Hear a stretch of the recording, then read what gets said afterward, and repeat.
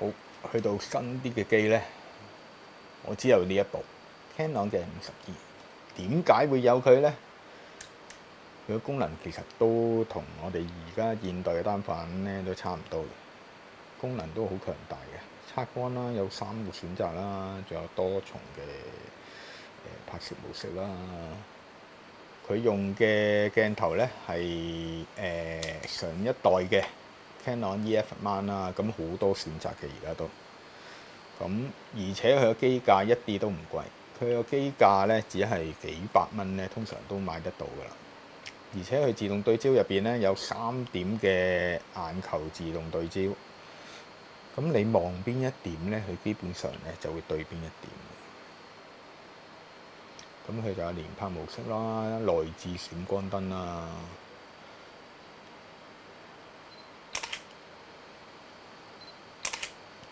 咁佢呢一部係一部好可靠嘅相機。咁佢呢部咧應該係大概95年推出嘅。咁佢最大問題咧，唔係機身內部嘅電子零件，佢係個快門倉。快門倉佢呢一個開關咧係好容易壞嘅，係一個通病嚟嘅。咁買嘅時候咧就要小心啲啦。咁萬一佢壞咗咧，其實淘寶都可以揾下零件，睇下揾唔揾到可以替代嘅。佢換都好容易嘅，唔係好困難。可以喺 YouTube 度揾下啲片咧，就可以跟住去做咧，就好容易會換到呢個零件嘅。佢個塊菲林倉嘅卡口嗰個零件嚟嘅，因為年份太耐啦，佢用塑膠製造啦，咁佢就老化咗。咁好容易咧，因為呢度嘅斷裂啦，咁好多咧，你見到啲好平嘅機咧，就可能係呢個快門倉呢個卡口壞咗。呢個倉口閂唔到咧，就基本上咧用一個好平嘅價錢就可以買到。但係呢一部相機咧，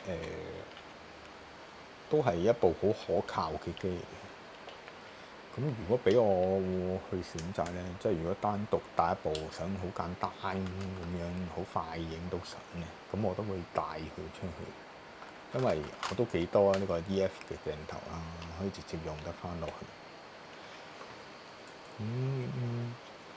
所以咧，佢啲手握感都完全係唔錯嘅，同埋佢係一部全自動嘅機啦，自動過片啦，影完佢會自動捲菲林啦。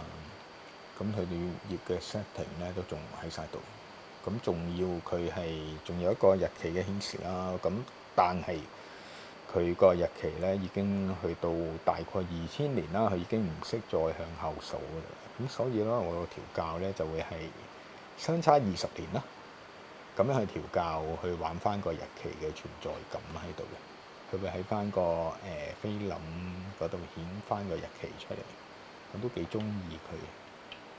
同埋呢部好特別嘅，佢係香檳銀色啦，咁摸落去咧，佢有一個金屬嘅質感喺上半部分，而且個對焦好準，佢3點對焦。